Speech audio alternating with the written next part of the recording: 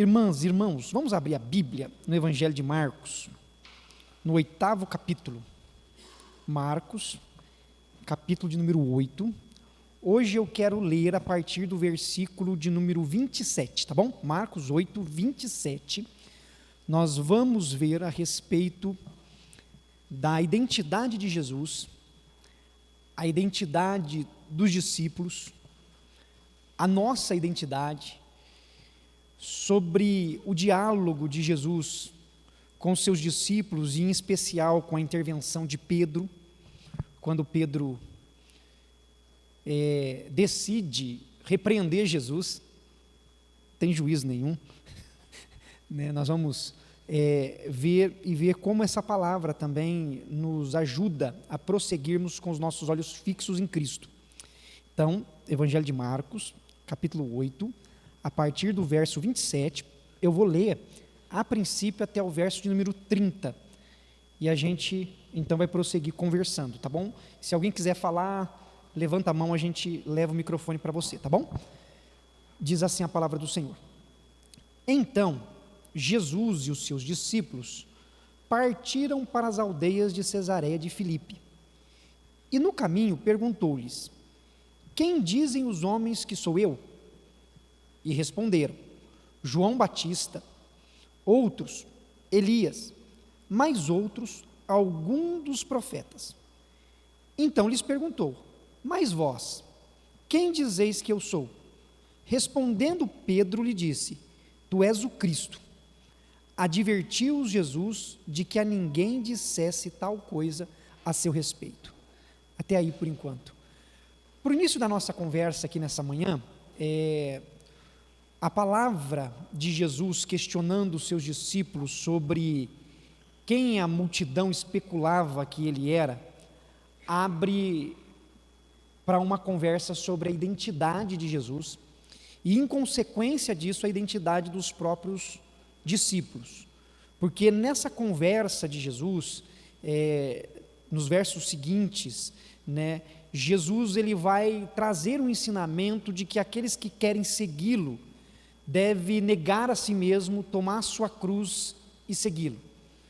Então, a identidade dos discípulos está ligada à ideia da negação, mas não a negação de quem Deus criou os seus discípulos para serem, mas sim a ideia de que durante a caminhada com Jesus, nós vamos nos transformando e de fato sendo quem Jesus nos chamou para ser.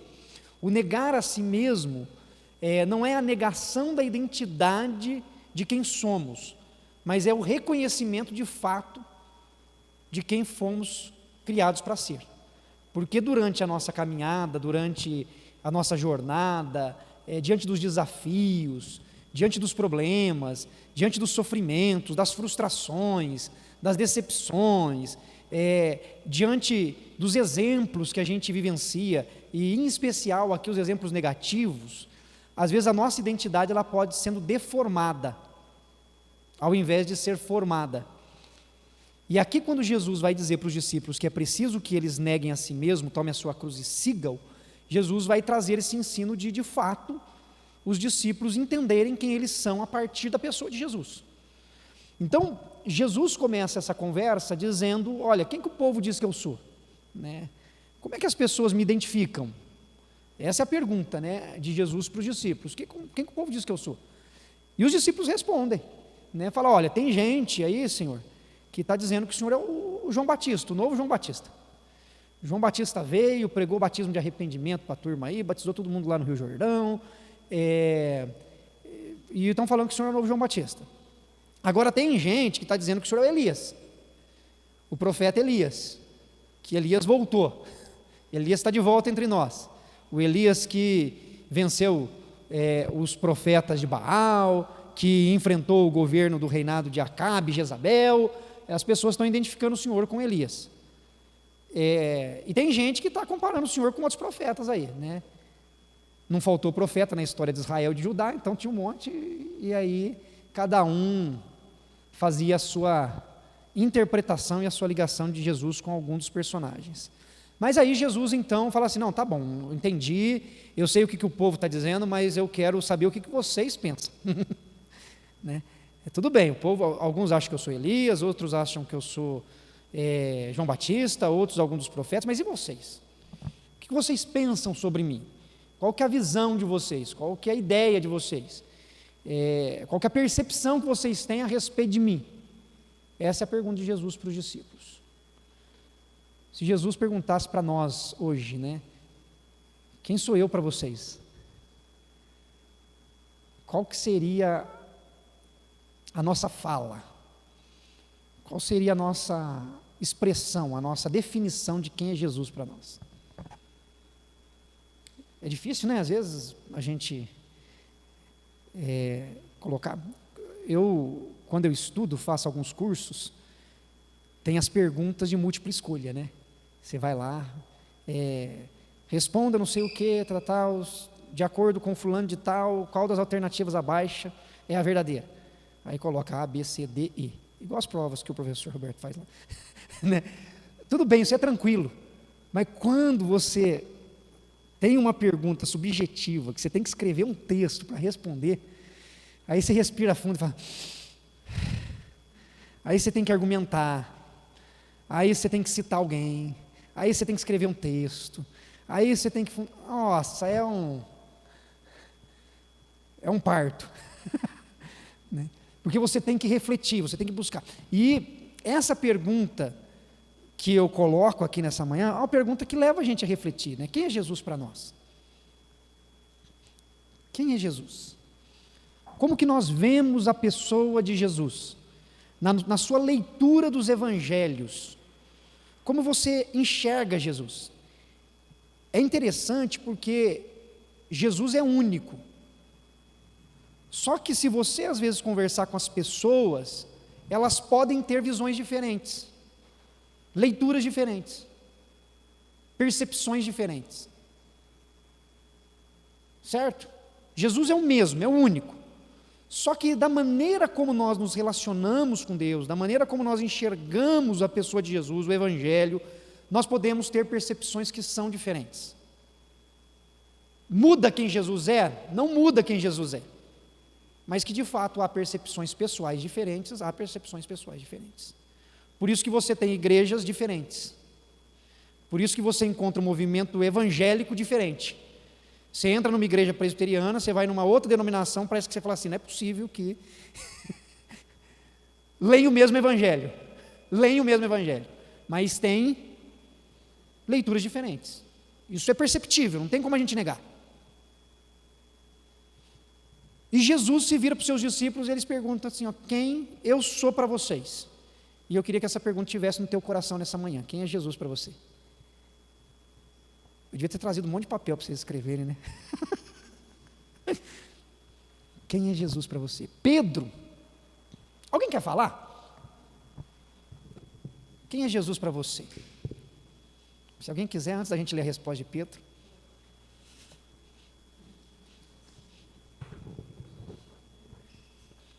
Jesus para mim é o salvador da minha vida, da minha alma, que eu entendi. É só Ele que pode ter a salvação, é só Ele que encontra a salvação, não há outro nome, o nome de Jesus Cristo. É assim que eu entendi e é assim que a palavra de Deus me ensinou. É só nele a salvação da alma, salvar a alma do pecado e do inferno. É assim. Ok. Mais alguém quer falar? Vocês estão quietinhos hoje, hein? Mas ninguém? Respondeu por todos. Tá certo. Salvação de todos. Pedro diz assim, olha o versículo 29. Respondendo Pedro lhe disse, tu és o Cristo. Tu és o Cristo. Pedro, ele declara que entende que Jesus é o ungido, o Messias. O Cristo significa ungido. O ungido era uma expressão muito usada naquele tempo para se identificar e também para coroar o rei que ia assumir o governo de Israel. Quando alguém era ungido para poder desempenhar um determinado papel, em especial a figura do rei. Havia outras unções também, para sacerdotes, para profetas, mas a figura do rei era uma das mais marcadas pela unção. E Pedro, quando ele diz, olha, tu és o Cristo, tu és ungido, o Senhor é o escolhido para poder reinar, governar sobre nós, Pedro está declarando o que ele pensa a respeito de Jesus. Mas, mesmo dando uma palavra que todos nós concordamos, certo? Ele é o Cristo, ele é o Messias, ele é o ungido, ele é o rei que veio para governar, um rei acima de todos os reis. Mesmo quando Pedro diz isso, Pedro declara isso de uma forma equivocada. Ele diz uma verdade de uma maneira equivocada. Como é que pode isso? Por quê que Pedro declara uma coisa correta de uma forma errada? Porque a percepção de Pedro, quando ele diz que o Senhor é ungido, escolhido, ele está dizendo que crê que Jesus é aquele que vai derrotar o Império Romano e vai tomar o poder. Essa era a compreensão dos judeus da vinda do Messias. Quando o Messias vier, nós deixaremos de ser subjugados pelas nações que tomam o poder, que nos oprimem, que reinam sobre nós. Vai vir o Messias, e quando o Messias vier, não vai ter mais Babilônia, não vai ter mais Assíria, não vai ter mais Roma, não vai ter mais Grécia, não vai ter mais ninguém. A gente vai ser uma nação livre. Essa é a compreensão de Pedro quando ele diz que Jesus é o Cristo. E isso é tão nítido que quando Jesus diz que é preciso que ele sofra, é preciso que ele morra, Pedro repreende, fala que morreu, Senhor, nós vamos vencer. O Senhor veio para tomar o poder. Como é que alguém que morre vai tomar o poder? Não tem jeito. Por isso que na continuidade a gente vai ver isso. Olha só, vamos ler do versículo 31 em diante. Então começou ele a ensinar-lhes que era necessário que o Filho do Homem sofresse muitas coisas, fosse rejeitado pelos anciãos, pelos principais sacerdotes e pelos escribas, fosse morto, e que depois de 3 dias ressuscitasse. E isso ele expunha claramente, mas Pedro, chamando-o à parte, começou a reprová-lo. Jesus, porém, voltou-se e, fitando os seus discípulos, repreendeu a Pedro e disse: arreda, Satanás, porque não cogita das coisas de Deus, e sim dos homens. Jesus, ele evoca para si aqui uma expressão teológica que está lá no livro de Daniel, em relação ao termo filho do homem. Filho do homem, no livro de Daniel, não fala exclusivamente da humanidade, mas fala a respeito da figura daquele que haveria de vir com os seus anjos para vencer. É essa a ideia da expressão filho do homem no Antigo Testamento. Aquele que vem com os seus anjos para vencer. E Jesus, ele usa essa expressão do filho do homem que vem para vencer de uma maneira antagônica, de uma maneira assim, estranha para quem ouvia naquele tempo. Porque ele usa uma figura de linguagem de alguém que vem para vencer, mas diz que esse que veio para vencer é necessário que sofra. Gera um conflito. Porque quando você pensa em vitória, quando você pensa em conquista, quando a gente pensa em algo que envolve tomar o poder, estar à frente, ser vitorioso, a imagem que vem para nós é a imagem de fato de alguém que está não tão somente empoderado, mas que está acima do outro. E Jesus então usa a expressão de que é necessário que o Filho do Homem sofra, que ele seja rejeitado pelos principais sacerdotes, pelos escribas, que é necessário que ele morra. E aí então, quando Pedro escuta isso, ele fala assim: Senhor, não faz sentido o que o Senhor está falando. O Senhor não está entendendo, o Senhor não veio para isso, o Senhor é ungido, o Senhor veio para pisar nesse povo tudo. Não é para o Senhor morrer, não é para o Senhor. Como é que o Senhor vai vencer morrendo? Como é que o Senhor vai ganhar perdendo? Não dá. Então, Pedro, diante da fala de Jesus, repreende Jesus. Quando a gente lê aqui a palavra que foi traduzida, que Pedro começou a reprová-lo é a mesma coisa de repreendê-lo, e o termo que Marcos usa é muito pesado, dizendo que Pedro estava repreendendo, que Pedro estava reprovando Jesus, porque o termo que Marcos usa é o mesmo termo que nós encontramos quando Jesus repreende os espíritos malignos. Todas as vezes que Jesus repreende um espírito maligno, os evangelistas usam a mesma palavra que usou para Pedro aqui de repreender Jesus. Então, assim, Pedro ele fica tão indignado, inconformado, abismado com o fato de Jesus dizer que ele vai sofrer, que ele extrapola, ele perde a noção do razoável, porque Pedro ele quer a vitória, ele vai até o fim com isso na cabeça. Tanto que quando Jesus vai ser preso, o que ele faz? Ele decepa a orelha dos outros. Ele fala: não rela aqui não. E ele decepa a orelha, porque ele acha que a vitória está nesse tipo de ação. E aí então Jesus vira para Pedro e aí repreende Pedro, e Jesus é enfático, dizendo: olha, arreda de Satanás, porque não cogita das coisas de Deus, e sim da dos homens. Jesus está mostrando para Pedro e para os seus discípulos que o reino dele não é o reino segundo a compreensão dos próprios judeus. O reino dele é outro. E ele mostra a sua vitória através da sua morte. Ele mostra o seu amor através da sua entrega.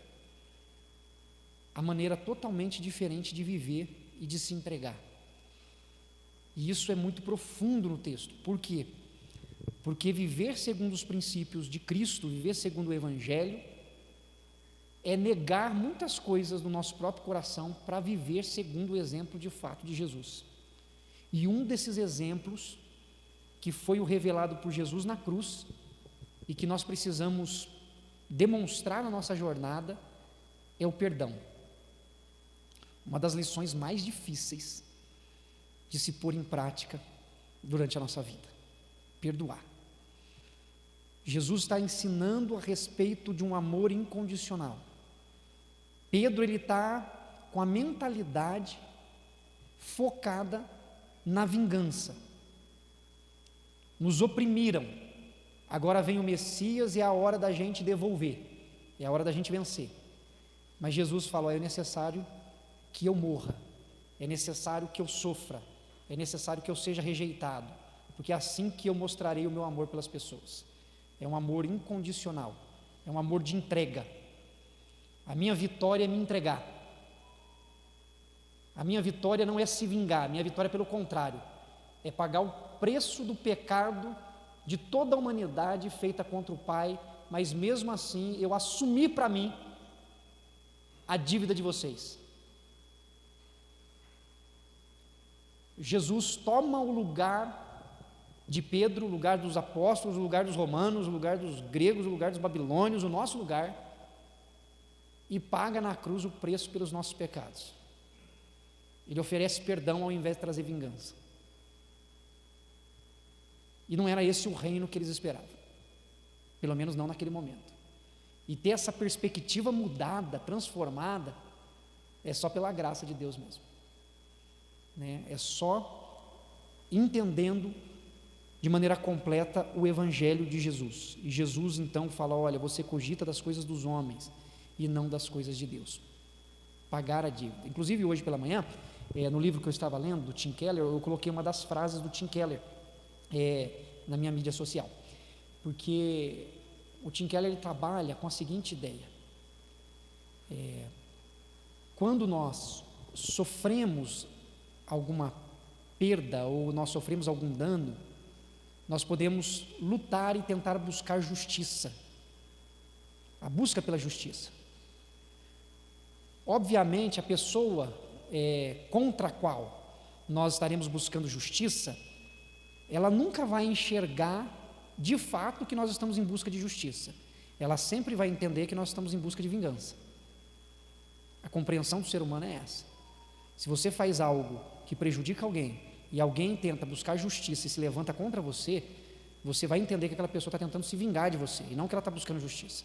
A gente só entende a busca da justiça na nossa perspectiva. A gente olhando em busca de justiça é justiça. Quando alguém busca justiça contra nós, a gente acha que é vingança, e vice-versa, o outro é a mesma coisa, né? E aí o Tim Keller, ele conta um exemplo muito prático. Ele diz assim, se você recebe uma visita na sua casa, então o exemplo, ele diz assim, a pessoa está na sua casa e ela se esbarra numa luminária sua, ela derruba, ela quebra a luminária. Você tem dois caminhos que você pode tomar diante disso. Um deles é falar assim, olha, você quebrou a luminária, essa luminária eu paguei R$250 na Leroy Merlin. Leroy Merlin vende luminária, né? Vende, então tá. Eu paguei 250, você me paga 250, eu compro outra. Então você pega lá e me devolve. É uma forma de resolver, certo? Você quebrou, você vai ter que restituir o que você quebrou. O outro caminho é você virar para o seu colega, para o seu amigo e falar, cara, esquece aí. Acontece, quebrou. E você então assumir o prejuízo. Quebrou. Houve um dano. Certo? São dois caminhos. Você pode dizer, quebrou, fica em X. Isso você pode usar para qualquer coisa. A pessoa bateu no teu carro. Rapaz, não, essas coisas acontecem. O conserto fica em X. Né? A pessoa vai te restituir o dano que ela causou. Na questão emocional, na vida pessoal, é a mesma coisa. Porque quando nós olhamos na quebra de um objeto, quando se danifica um bem material, a gente consegue às vezes dimensionar aquilo no valor monetário. Só que isso acontece na nossa vida também, de uma forma que não dá para dimensionar da mesma forma. A pessoa pode te prejudicar acabando com a tua reputação. Certo? A pessoa pode acabar com a tua reputação. Ela pode tirar de você uma oportunidade. Talvez você seria promovido na empresa, ou você estava sendo pronto para ser contratado, e alguém foi lá e falou alguma coisa contra você que te tirou a oportunidade. A pessoa falou assim, não, então não vou contratar ele agora não vou contratá-la. Você perdeu uma oportunidade. Nós somos prejudicados durante a nossa jornada. Isso acontece com a gente. Há um dano. Há um dano emocional, há um dano de oportunidade. Talvez você tenha um negócio e a pessoa te rouba e você quebre. Você estava bem, você estava equilibrado, de repente um mal que alguém lhe fez, tirou tudo que você tinha e você ficou numa situação crítica. São danos que acontecem. A gente sabe que isso acontece. Às vezes em proporções muito agravantes e às vezes em proporções menos agravantes. Certo? Mas acontece. Uma mentira dita, uma suspeita levantada, que a pessoa pode causar um mal contra você, às vezes nem falando mal de você, ela só joga dúvida. O fulano é a pessoa boa. Bom, não vou falar nada. Pronto. Já falou. Não é assim? Você já fica, rapaz, que será que esse cara aprontou? Você já levanta um falso testemunho, já levanta uma dúvida. É um mal causado. Quando você enfrenta isso durante a sua vida, você tem dois caminhos. Os mesmos dois do objeto que foi quebrado. Quais são? Um deles é você em busca de justiça, que a pessoa vai ver como vingança. É você sempre tentar, de todas as formas, fazer com que a outra pessoa pague pelo que ela fez. Não, você vai pagar pelo que você fez. Se você manchou minha reputação, agora você vai ver, eu vou falar tudo que eu sei sobre você. Eu também vou causar o mesmo mal a você, você vai sofrer a mesma coisa. É você querer que a pessoa sofra as consequências do que ela fez, que ela possa passar por alguma dificuldade, que ela seja retribuída de maneira negativa pelo que ela fez, porque ela está errada. É você lutar por isso, fazer com que, e se esforçar para que a pessoa pague pelo mal que ela causou a você, seja por ter te tirado uma oportunidade, seja por ter te causado algum mal, seja por ter manchado a tua reputação, seja por ter te feito sofrer o que você está sofrendo, o que você sofreu, ou você sofre o dano e encerra o ciclo de retaliação constante, ou seja, você perdoa. Quando você perdoa, você encerra o mal que teve início numa atitude de um indivíduo. Quando você decide em busca da sua justiça, que é um direito, esse ciclo não tem fim, ele é um ciclo interminável. Quando Jesus se entrega na cruz e mostra que o seu reino não é o reino deste mundo e segundo os valores deste mundo, Jesus está mostrando que a sua atitude é diferente da busca pela justiça humana. Ele paga o preço e ele sofre o dano. Ele diz: olha, eu vou pagar o preço na cruz pelo pecado de vocês.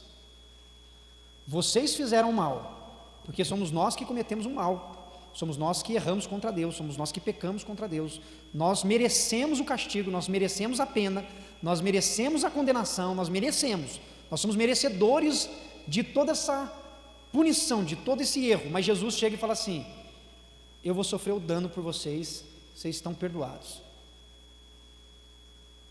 E Pedro, nesse momento, Pedro não quer entender isso. Até porque eu entendo Pedro, porque para a gente é difícil entender isso. Não é não? Na teoria é uma beleza, não é não? Mas você chegar e falar assim: olha, está perdoado, eu vou sofrer o dano, é algo muito profundo. E é isso que Jesus está ensinando para os seus discípulos, né? Por isso ele vai dizer: então, convocando a multidão e juntamente os seus discípulos, versículo 34, disse-lhes: se alguém quer vir após mim, a si mesmo se negue, tome a sua cruz e siga-me. Quando ele diz tome a sua cruz e siga-me, ele está dizendo: é necessário que vocês se crucifiquem junto comigo naquela cruz, é necessário que vocês se entreguem, é necessário que vocês abram mão, é necessário que vocês aprendam o que eu estou ensinando, eu estou perdoando-os, e é preciso que vocês perdoem. Imagine Pedro perdoando os romanos. Imagine Simão, um dos discípulos, zelota. Quem eram os zelotas? Os zelotas eram os homens da força armada, ou seja, eles eram os revoltados que queriam arrumar briga com todo mundo para o reino de Israel se estabelecer. Imagine um zelota virando para um soldado romano, para um governador romano e dizendo: olha, eu perdoo vocês por tudo que vocês fizeram com a nossa nação, o que vocês fizeram com os nossos filhos. É só se for transformado pelo evangelho do reino mesmo. É só se for transformado. E Jesus diz: olha, é necessário que vocês se neguem, é necessário que vocês tomem a sua cruz e siga-me, porque quem quiser salvar a sua vida vai perdê-la. Olha como é que essa palavra começa a fazer sentido. Quem quiser fazer a sua própria justiça vai se perder nessa busca incessante que não tem fim, vai continuar mantendo o ciclo em busca de justiça, que gera sentimento de vingança, que gera busca da retribuição, que busca reparação, e nunca tem fim, nunca tem fim, vai perder. Mas quem entender que precisa perdoar, que precisa colocar o seu coração diante de mim, quem perder a vida por causa de mim, do evangelho, vai salvá-la, vai ter paz, vai conseguir prosseguir. E aí ele coloca uma pergunta: que proveito, que aproveita o homem ganhar o mundo inteiro e perder a sua alma? Que aproveita? O que adianta você ficar nessa briga constante, nessa luta constante, e chegar no final da vida e ver que não ganhou nada, que não adiantou, que não adiantou, que foi uma briga em vão, uma briga vã, foi desnecessário. Essa é a palavra do Senhor. E aí, nos últimos versos, bom, alguém quer falar até aí? André, deixa eu levar o microfone para você.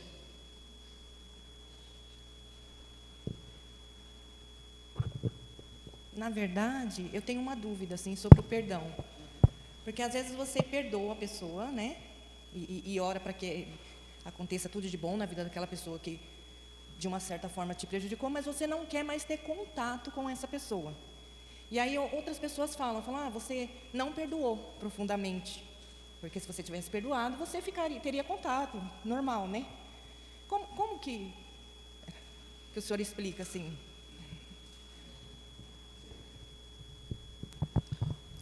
Eu penso da seguinte forma. Estão vendo? Eu entendo da seguinte forma. Pode ficar, às vezes, se mais alguém for falar, a gente... o perdão é algo que a gente precisa sempre liberar. E não é fácil. De fato, dependendo da ferida que é causada, do mal que foi feito, o perdão é sempre algo doloroso. O perdão dói. O perdão fere. Perdoar é sofrer. Perdoar é sofrer. Isso aí a gente não pode criar uma imagem romântica do que é o perdão. O perdão é você decidir sofrer a dor do dano causado.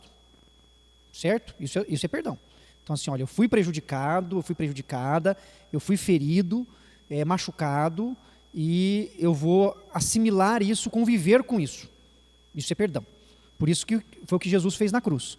Jesus disse, o Alex pecou, o Alex ia para o inferno, o Alex é um ser humano que se afastou de Deus, mas eu perdoei, eu assumi todo o mal que ele causou para mim, e lhe dei o perdão. Então o perdão, ele é sofrimento. E perdoar é a gente lidar com o mal causado, e a gente sabe que existe males que acontecem que são gravíssimos.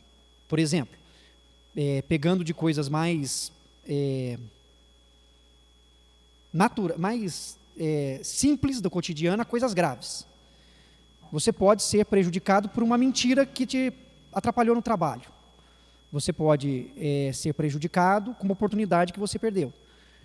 Mas você pode ser prejudicado com abuso sexual, por exemplo. Você pode ter uma criança, um pré-adolescente que sofre um abuso. Você pode ser prejudicado através de um roubo. Alguma coisa que te leve a um desespero, por exemplo. Uma pessoa que às vezes está no auge da sua carreira profissional, às vezes tem um sócio, e ele é roubado e às vezes se vê do dia para a noite com uma dívida de mais de milhões. Conheço pessoas que enfrentaram isso. Ou seja, não é falou mal de mim. Não é, falou o Alex é chato. Então assim, tem situações que são graves, que são coisas que mexem com a gente de uma maneira muito profunda. O que é perdoar? Perdoar é você de fato entender que o fato aconteceu e que você vai prosseguir com a sua vida sem se vingar daquele que lhe causou o mal. É entender que as pessoas erram assim como você erra e que você vai sofrer esse dano. Isso é perdoar. A partir do perdão, que é uma luta constante, porque perdoar não significa ser imediatamente curado do mal causado, que as pessoas confundem perdoar com ser curado. Então assim, eu decidi perdoar alguém que me ofendeu, às vezes vai levar muito tempo para que aquela ferida seja tratada no meu coração. Não é do dia para a noite, perdoei, esqueci. Se você falar perdoei, esqueci, é que a coisa não te machucou de verdade. Né? Seria fingimento. Né? Então assim, é você lidar com aquilo. Tem situações que eu acredito que de fato tem que se tomar um cuidado. Por exemplo, se uma adolescente sofreu o abuso, por exemplo, do padrasto, você vai deixar esse pré-adolescente junto com o abusador? Não tem que conviver? É insano. Certo? Você tem que tomar algumas medidas. A pessoa me causou um mal, falou mentiras, é uma pessoa que tem procurado de todas as formas me destruir. Você perdoou a pessoa? Se a pessoa continua com essa postura, você tem que tomar alguns cuidados em relação à confiança, credibilidade, porque é uma pessoa que, para você confiar novamente, ela precisa demonstrar que teve mudança real de vida. Não é uma inocência. Perdoar não é você tão somente achar que o outro se tornou uma boa pessoa. É você saber que aquela pessoa pode, inclusive, errar com você de novo. Né? E ir procurando, através do ato de se abrir para Deus, num processo de cura. Há relacionamentos que, glória a Deus, são restaurados de maneira total e completa. há uma restauração da confiança, há uma restauração do relacionamento, há uma restauração da convivência como era antigamente. Tem pessoas que às vezes podem, numa amizade, ter um problema sério, perdoar, resolver e retornar à amizade da maneira como era anteriormente. Há pessoas que às vezes se perdoam e a amizade retorna, e retorna de uma maneira ainda mais intensa. Tem pessoas que às vezes no seu relacionamento de amizade perdoa, mas infelizmente a amizade se torna uma amizade um pouco mais comedida. Essas formas de se relacionar, elas são naturais da nossa convivência. Mas o que nós não podemos é continuar nutrindo e alimentando no nosso coração o sentimento de vingança pelo mal que nos foi causado. É isso que nos prejudica. A gente tem que tomar cuidado, porque às vezes a gente fala assim, olha, não, eu perdoei, não quero contato, mas perdoei. Mas lá no fundo você quer que a pessoa pague pelo que ela fez. Vai dar cutucada. Aí não foi perdão, entendeu? Então a gente tem que tomar esse cuidado, porque tem muitas coisas que são muito delicadas. O perdão é necessário. Até porque o perdão é o que nos livra. Porque enquanto a gente não perdoa, a gente fica escravo. A gente pensa na pessoa e fala assim, sua mãe não é homem, como diz.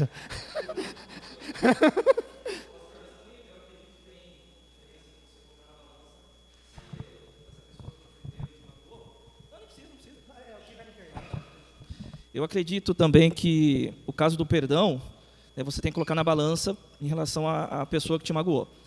Se vale a pena voltar a uma amizade, se vale a pena voltar ao convívio com ela, tá? Ou se perdoa e segue adiante. Porque eu acredito que se algo desse tipo aconteceu, eu acredito que é livramento, tá? Deus livrou essa pessoa da sua vida, porque mais cedo ou mais tarde algo pior poderia acontecer. Então, assim, se teve todo esse trâmite aí, algo de lição você tem que tirar disso tudo. Por exemplo, uma pessoa muito próxima, ela deslizou comigo, amém. Vamos lá, a gente perdoa, volta atrás, dá mais um voto de confiança, né? Mas eu acho que tem que ser medido. No ato, o que a pessoa representa na sua vida, e eu acho que é isso. Pode. O Du vai levar o microfone para você, Priscila.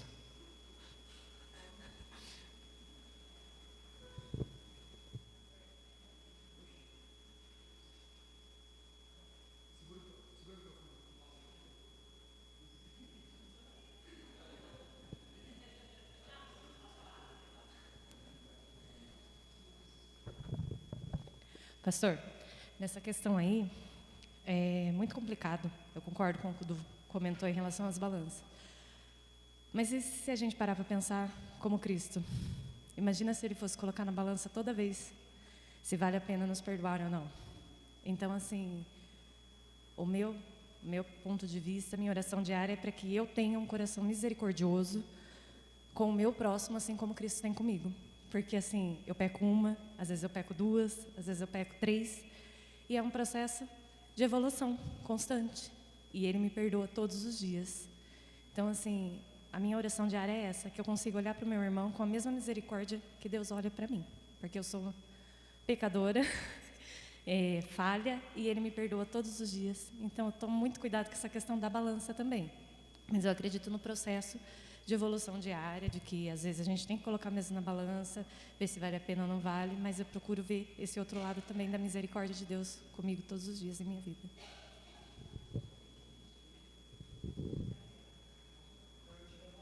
Gabriel. Sabe, né? Eu me lembro que a minha avó Dorcas, eu me lembro, sabe, que minha avó Dorcas falou que a gente tem que perdoar para Deus nos perdoar. Só que agora eu fiquei confuso com isso agora. Como é que é o perdão para agradar a Deus? Eu gostaria que você tirasse minha dúvida, que até agora eu estou prestando muita atenção, mas eu não estou conseguindo entender. Qual é o perdão que agrada a Deus? O perdão que agrada a Deus? Tá certo. Qual que é o perdão que agrada a Deus? Pergunta do Gabriel aqui, né? Dentro da palavra que a gente tem que perdoar para que Deus nos perdoe. O perdão, Gabriel, assim, que Deus pede para a gente, é que diante das coisas que as pessoas fazem, que fere a gente, que machuca a gente sempre descansar em Deus, entender que Deus está cuidando da nossa vida, está cuidando da vida também de quem errou contra a gente, e que Deus vai cuidar da gente e também vai cuidar da pessoa que cometeu o erro. Então a gente fala assim: olha, eu abro mão de querer fazer qualquer mal contra a outra pessoa pelo que ela fez comigo, eu descanso em Deus. Esse é o perdão que Deus pede para a gente abrir mão do direito de vingança, do direito de justiça, e descansar que Deus vai.